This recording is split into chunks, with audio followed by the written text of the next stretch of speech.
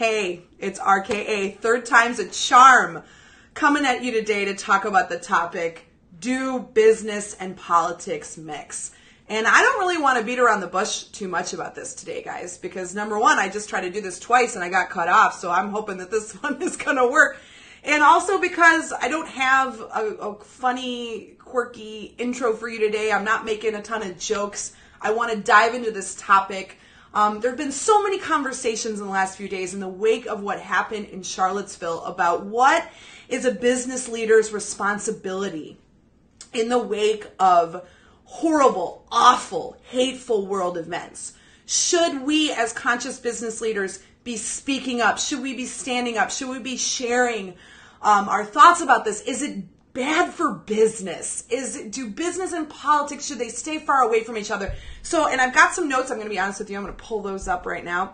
The first thing I want to tell you, I want to really talk about politics. What do we mean when we talk about politics? In my opinion, politics is often a way that we hide behind the word politics to emotionally distance ourselves from what we're really talking about. So in the wake of Charlottesville, we had a situation involving white supremacy, Nazis, anti-Semitism, anti-immigrant violence, all of those things. But we like to tuck those things, those words, those things into the idea of politics.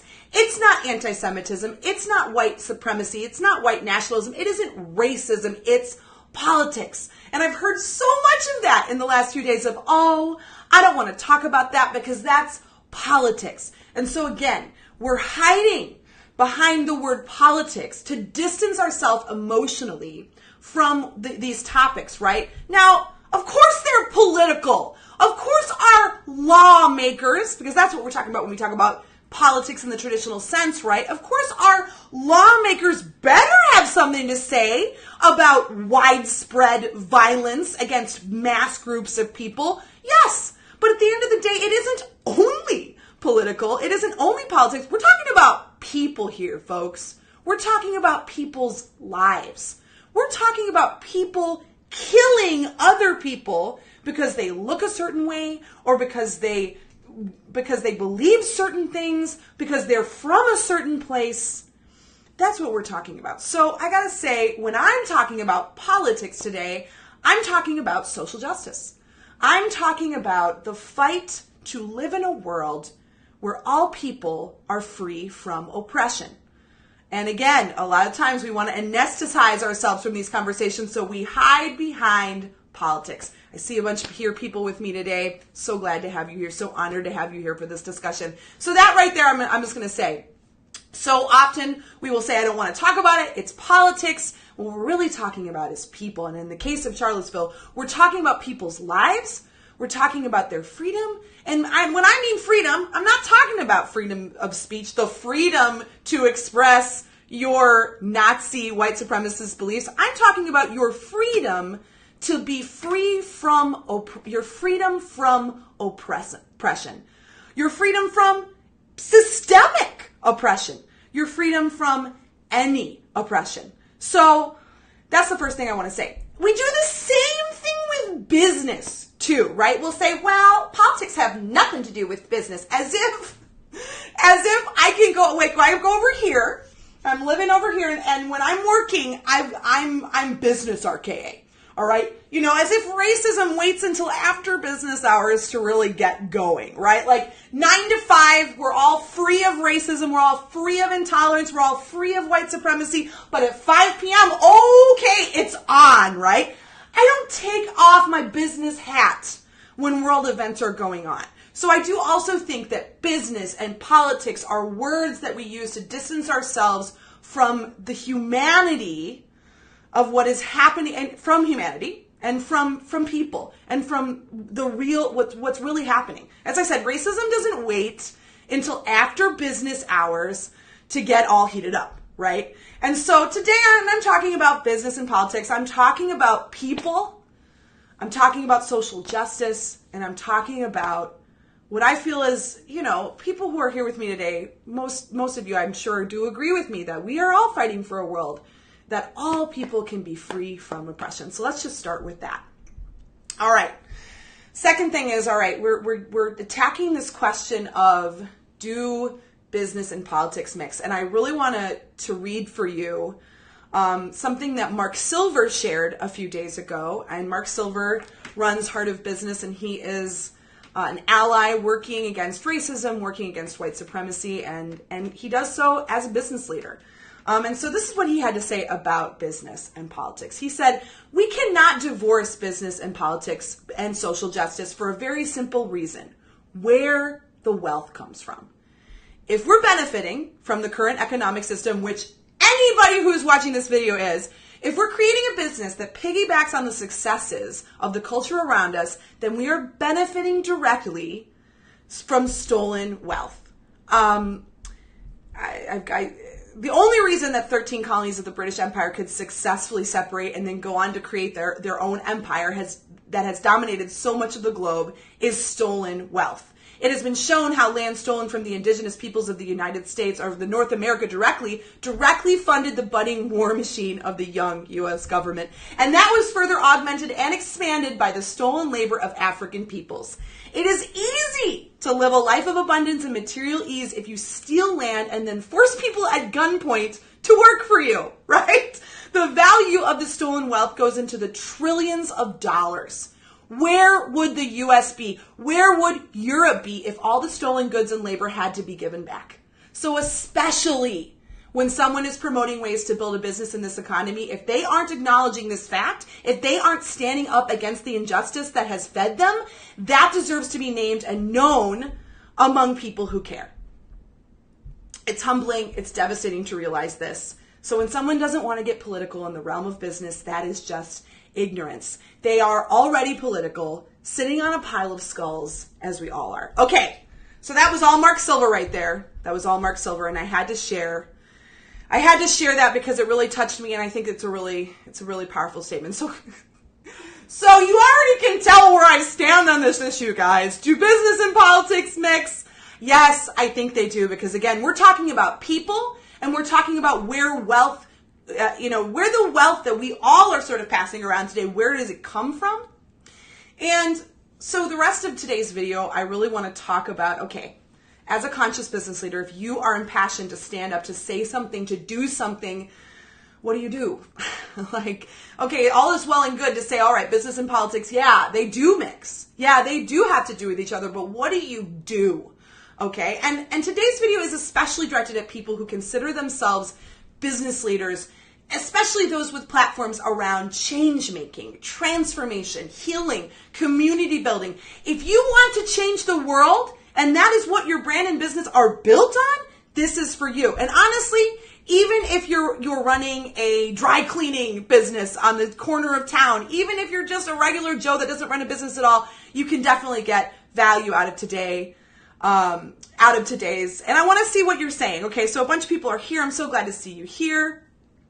Dave says, they say people only buy from those they know, like, and trust, which often means attracting some and repelling others. No one wants to buy bland. And yes, Dave, I totally agree. And I'm going to bring that up in just a couple minutes. And Heather says, yes, we have to have our own role in this, how we're benefiting from the system. Right on. And I'm going to talk about that too. So it's like you're anticipating what I'm going to say today. And I'm so glad you're here. I appreciate your presence. Okay. What it comes down to is, when we see real threats, real attacks on entire groups of people in the name of hate, and when we purport to be leaders who are committed to changing the world, to helping people heal, to making the world a better place, to facilitating transformation, then yes, we do have a responsibility to stand up and to say something in times like these. And you might say, well, why not? I mean, things are always happening. Yeah, they are. They are. So Charlottesville is one awful example, but it's only one. And I could give you dozens and dozens more from just the last few months. Horrible things going on around the world in the name of racism, in the name of anti-Semitism, in the name of there's so many antis, right? And I could go on and on and on. I also want to quote Andrea Renee Johnson, because she did a video yesterday, and I'm going to link to that video afterwards. When I'm done with this video, I'm going to have a whole list of resources for you. She did a video on the role of coaches, healers, transformative leaders, and spiritual teachers in dismantling and healing white supremacy. And I quote, she said, "The way that we unpack and dismantle and heal white supremacy is the unlearning that we need to do. The recognizing, the naming, the healing we need to do within ourselves, within our communities, within our relationships with each other. The work that healers do, the work that coaches do, is essential to that. We have the skills for that." And she's a coach herself. She's talking to other coaches. She's got an amazing program called Coaching as Activism that I'm going to link to later. And so I thought that was really powerful because, yeah, if you especially are a change-making leader, if you're a change-making coach, if your whole business is about transformation and spirituality, then not only is there a responsibility because of the work that you do, but because you are especially equipped to help other people navigating that healing that needs to be done for us to move forward. We need you because you're good at this, right? So, okay, now some of you might be thinking to yourself or saying, all right, okay, well, what about, I don't want to add to the noise, RKA. A lot of my people agree with me already. They agree that white supremacy is a problem. They agree that we need to end racism. They agree that anti-Semitism is wrong. They agree that anti-immigrant violence is wrong. So if I speak up and I say something, I'm just adding to the noise, right? I'm just preaching to the choir. And I have something to say about that. Preaching to the choir. Now, I want to ask you, have you ever, now, whether or not you're whatever faith you may be, I wonder if you've ever been to church or if you've ever watched a movie about church, right? And you've seen a preacher give an amazing sermon, and seen what happens to the choir after that sermon. Have you ever heard a choir sing after a preacher gives an amazing sermon that may or may not have been directed towards them? Well, I have, and I'll tell you what. A choir that has just heard an amazing message, they sing beautifully. They will electrify a crowd. And whether or not you might have been touched by the message of that preacher, after you've heard that choir sing, you cannot help but be electrified yourself.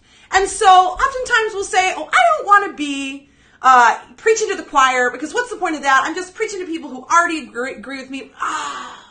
But, the fact is, when you are preaching to the choir and energizing them, the song that they sing is so much more beautiful, and that song is going to infect the entire congregation and every single person that congregation touches after they've heard that song. So when you're preaching to the choir, in a way, you're still creating ripples of change. You are still electrifying that choir, and that choir is in turn electrifying the congregation, and the congregation is in turn taking that message with them for the rest of the day, for the rest of the week, for the rest of their lives. So that's the first thing I have to say. If you're worried about preaching to the choir, I say go ahead, because the choir needs to hear your message just as much as the congregation. All right, off of this metaphor, although I thought it was a good one. Here's a second thing people might say by thinking to yourselves, but RKA, it could hurt my brand.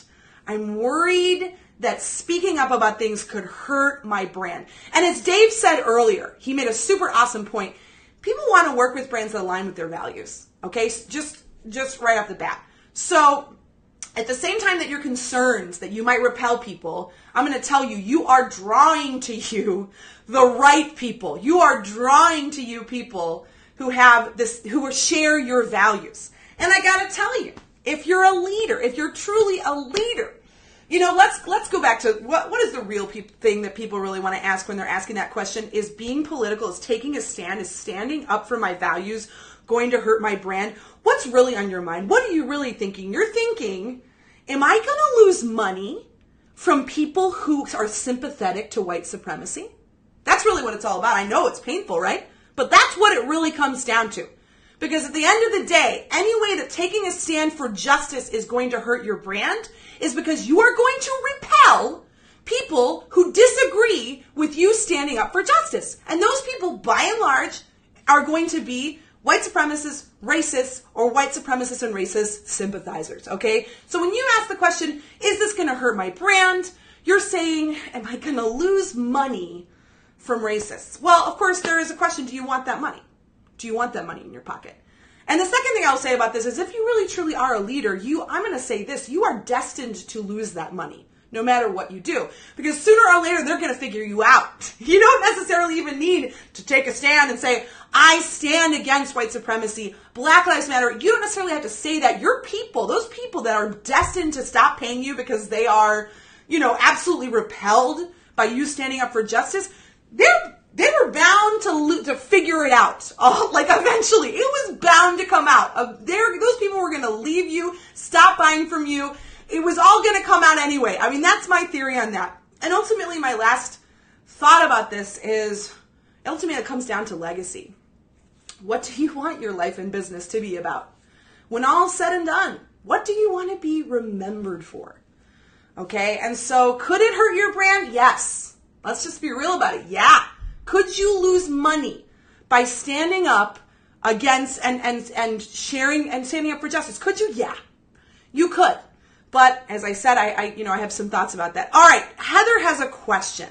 Is it enough to share the messages that are written more eloquently than you, or should we be voicing it in our own words too? Oh, I love this question. Okay, Heather, you make me want to I'm just going to skip ahead. I'm going to go here. Let's hit it because I want to talk about, all right, I really made my case for why I believe that, yes, business leaders have a responsibility to stand up for justice, to stand up and speak their values, to stand up for what is right.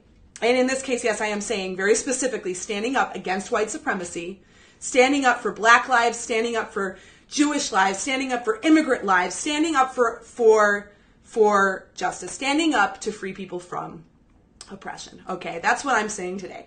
All right, but how do you do that though? How do you do it? How? What do you do? How do you do it? And I love that Heather just asked that question. Is it enough to share the messages that are written more eloquently than you, or should we be voicing it in our own words too? Okay, I have 4 tips for you today for how you can stand up as a leader. And number 1, Heather, you got it, is you don't have to reinvent the wheel. You don't have to sit down and write a poem and write a long blog post, write a whole poetic thing about your feelings about this. Now, just because I say you don't have to doesn't mean that you shouldn't. If it's burning it's coming out of you, absolutely write it, share it with the world. But what I want to say is you don't have to reinvent the wheel. And in many cases, I would almost say don't try. Don't try to come up with your own sermon, if you will, all about why you believe what you believe and why you're standing up for what you're standing up for. In fact, one of the best things you can do, and in this case I am really specifically talking to white leaders, one of the best things that you can do is to signal boost, is to lift up people of color and lift up the people who are doing this work actively, who are speaking about this, who are writing about this, who are on the ground doing the work to lift up their voices and to share what is already being said. So, and to help them reach a wider audience. Because yes, as a leader, you have an audience that might not have been touched by different people that you might be paying attention to. So no, you don't have to reinvent the wheel. You can share and lift up voices that are speaking on these topics already, help them reach more people, and yes, specifically, help to lift up the voices of people of color.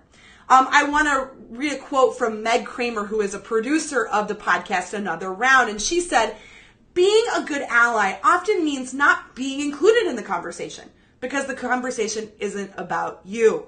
It's good to listen. If you feel uncomfortable and excluded because you're white, you should own those feelings. Amplifying the opinions and ideas of other people is a way to participate without taking up space. Boom. There you have it, okay? So Heather, I think that speaks directly to your question. One amazing way to participate in these conversations, to be a part of the change, is to lift up the voices of people who are doing this work already. It's not always about you, okay? You don't necessarily need to go around being like, I'm so sad about Charlottesville. Here are my feelings on the matter, right? That's not necessarily productive. All right. Now, if you have a burning desire to share something and you've got thoughts that you want to share, absolutely by all means, but You don't have to reinvent the wheel, and I would actually encourage you to be actively looking to lift up the voices of people who are doing this work in an ongoing way, who might have a more eloquent way of saying it, just as Heather asked. So that's one big thing. And yes, Megan says, yes, share people of color's voices as a white person, the ones who are directly impacted, the ones who need to be amplified. That's it. That's what I'm talking about. So this is my number 2 tip, is there is inner work to be done. And when I quoted earlier Andrea Renee Johnson, she talked about this on her work. There is healing to be done. And also there is inner work to be done around identifying, okay, how am I being benefited by white supremacy? Right? And in other conversations, because we all have it, as Brene Brown discussed really amazingly yesterday, we all have privilege. How am I being affected by privilege? Right? So there is inner work to be done. I know this seems counterintuitive, because I just said, all right, this is all about standing up and speaking up, but there's work to be done that doesn't require you to share all of your opinions with the world. And so doing that work and modeling it to your community. Now, this is hard, because I'm not saying you need to backpat. You need to be like, hey guys, I just spent the morning thinking about my white privilege. I don't know about that. That's not necessarily what I'm saying here, but I mean, there is an element of self-reflection that needs to be done. It's an ongoing process, and you need to be doing that to be an effective ally, right? And so doing that work and modeling it to your community, when I say model, I would say, again, it's not about going and being like, hi, I just thought I spent the day really just simmering on white supremacy and all the ways it's benefited me. More like sharing resources and tips and effective strategies for doing that inner work and helping your community, helping your followers to do that as well in their own lives. And it's a narrow line. It's a fine line between doing that and then giving yourself a bunch of brownie points for it. All right. And that's something I would say you got to walk that line very delicately. The third thing that I wanted to say about this is you really want to actively spend time listening and observing. And that's also what Meg Kramer said in that quote that I read before. It's not always about jumping in and being a part of every conversation and being like, here's how I feel about it. Here's what I think. That's not what I'm saying. That's not what I think standing up for justice means. Listening and observing and holding space for people, especially people who are there in Charlottesville, for example. People who know people who are there, people who are on the ground doing this work, being there, listening to their stories, being present for that, and again, modeling that in the communities that you are a part of, in the communities where you are a leader, showing your community how to listen and observe, creating courageous spaces and showing your community what it looks like to have a respectful conversation and to validate and hold space, as opposed to constantly just bombarding people with, this is what I think, this is what I think, this is what I think. So again, this goes in opposition a little bit to the idea of standing up and speaking up doesn't always mean talking, right? And standing up and showing up and doing something to fight against racism, to fight against oppression, doesn't always mean, preaching to people, right? That's not what I'm saying. So as I said, my last 2 tips were doing the inner work and modeling that, as well as listening and observing. Now, I'm not always good at I'm by the way, disclaimer, I'm not always good at this stuff. I kind of suck at a lot of it. But I'm working on it every single day. And it's something, so these tips are just as much for me as they are for you, man. I man and woman is, and all, one and all. The fourth thing that I really recommend in terms of what do you do as a conscious business leader, educate yourself. Continue educating yourself. Continue and this goes hand in hand with doing the inner work. This goes hand in hand with listening and observing. This goes hand in hand with what I said earlier about amplifying the voices of the people who are doing this work on the ground right now, is consistently continuing to invest in educating yourself about these topics. Okay. And as soon as I get off live today, I've got a ton of resources to share with you, for some really great ways that you can educate yourself, because, Google's great. But it's not always about going to Google because you can't trust everything Google gives you. So there's some really awesome programs and groups that I'm going to recommend. The first is Andrea Renee Johnson. I talked about her before. She's got a program called Coaching as Activism. It's a 10-week program for coaches, healers, and leaders who want to bring their commitment to healing, justice, and liberation into their work and life. So if you're a coach and you're doing coaching work in some capacity, Andrea Renee Johnson has an amazing 10-week program, Coaching as Activism. I will drop a link to that after the live. Desiree Attaway and Jessica Fish have a program also called Diversity is an Asset. And it's all about learning about diversity, equity, and inclusion and why they are essential to embracing people who are different from you and learning effective ways to bring more diversity, equity, and inclusion into your personal and professional life. So that's another awesome program that's available. The Selfish Ally has a program specifically for white folks. It's called Authentic Allyship. And it's a coaching group for people who want to be a better ally in a way that is healthier for both you and people of color. And it's all about, it's a group that's all about tending to your personal and cultural traumas. And the Selfish Ally is really offers a very gentle approach to this. It's not a harsh approach. And that can be, if you're hoping to be a white ally, but you don't know where to start and you're scared, that is a really great program to start with. And finally, I would say Patty Digg and Victor Lee Lewis have a 4-week program, an introduction to racism, hard conversations. It's all about helping people understand, learn, and deepen their knowledge of racism and learn how to become more effective allies against racism. I'm going to have a link to that. And finally, there's a book I recommend. I got this recommendation from Paul Zelizer, who is another conscious business leader who is having these conversations, who's not afraid to lead and stand up for justice. And the book that he recommends is called No More Heroes, Grassroots Challenges to the Savior Mentality. And again, this is a really great book for white allies specifically, how to avoid the white savior complex that so many of us get wrapped up in. And it's by Jordan Flaherty, and I'm going to have a link to that just after I get done with this live. So cool.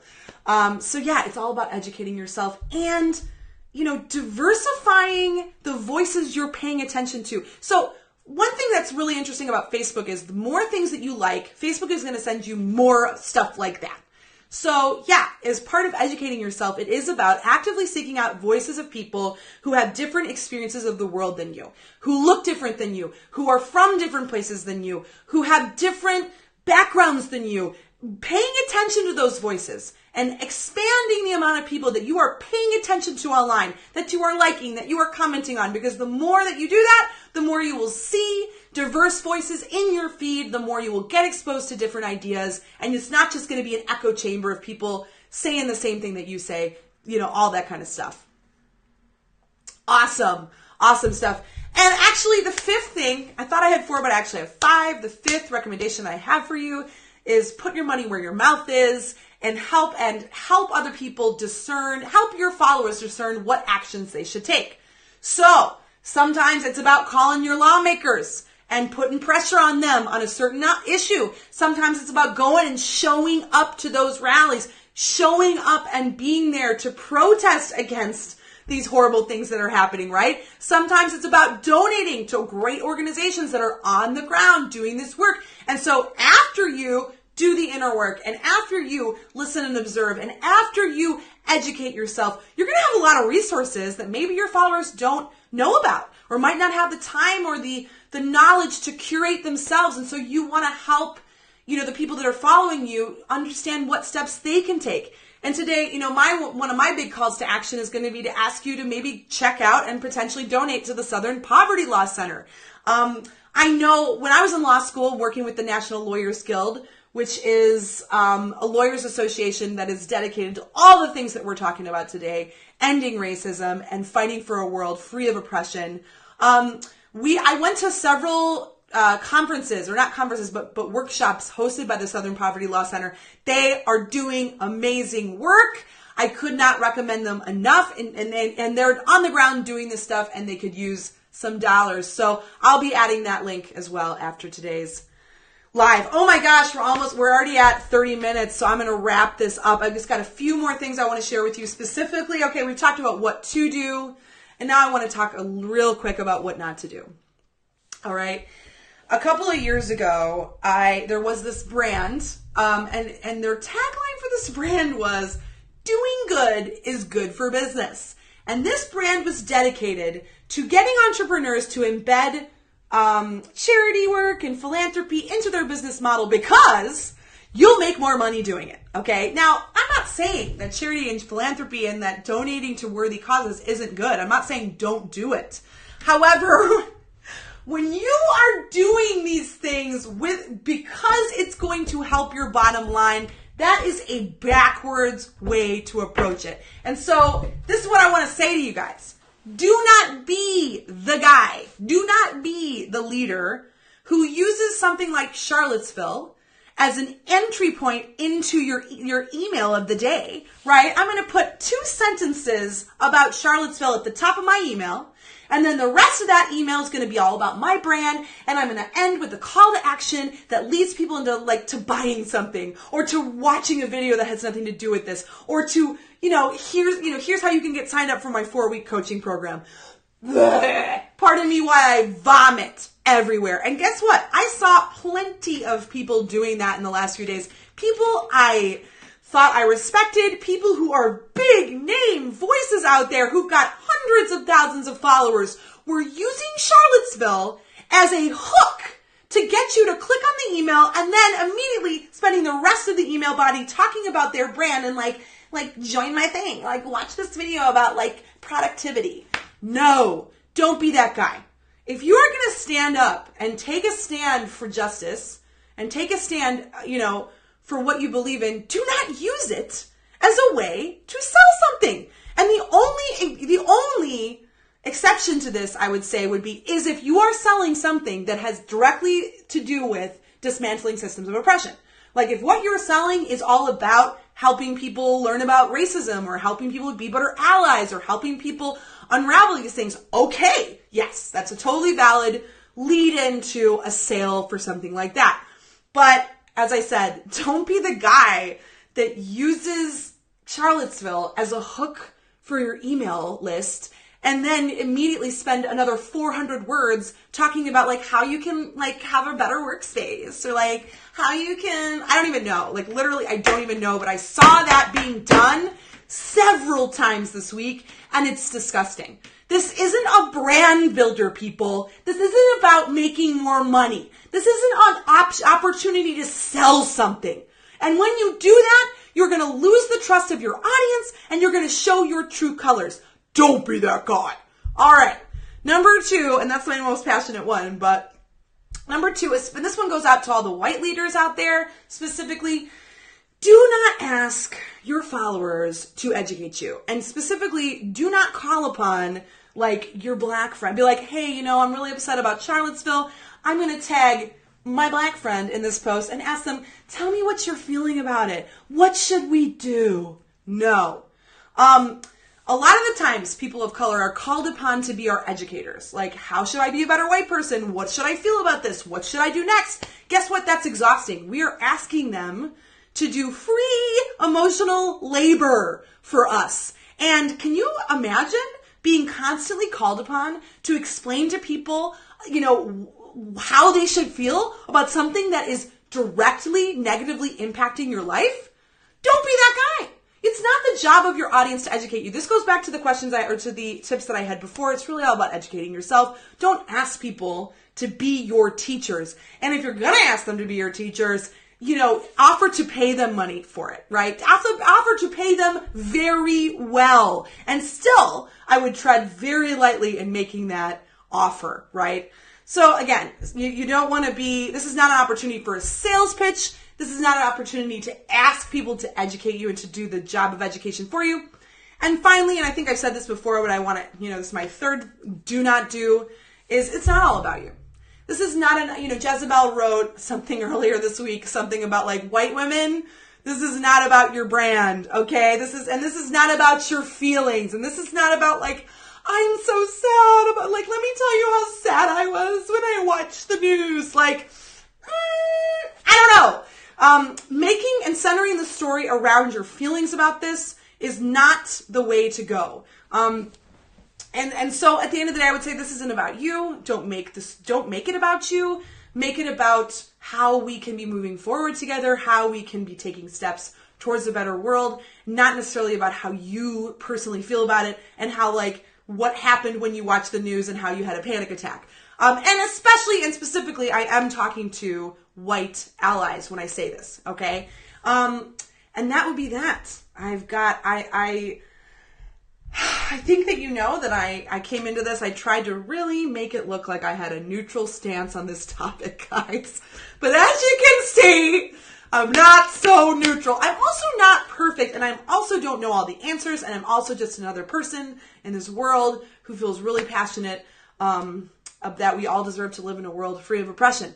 But I'm not trying to say I'm the model, I'm a hero, I'm none of those things. I'm just a girl standing in front of Facebook Live asking it to consider a few ideas that I had today. And that would be that. I really appreciate you showing up here. Really appreciate your thoughts. Love you guys, and I'll see you next week.